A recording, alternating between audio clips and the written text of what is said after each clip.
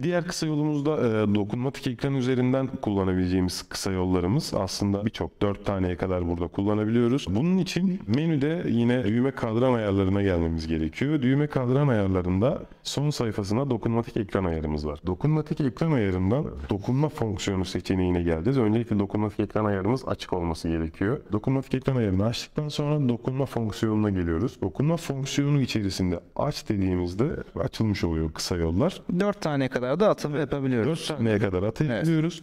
Onları da şuradan seçebiliriz Onur yine. Biraz önceki gibi Display Back butonuna basılı tutarak kısa yolların içerisine giriyoruz. Burada şu şekilde TFN1, TFN2, FN3, FN4 olarak 4 farklı fonksiyon seçebiliyoruz.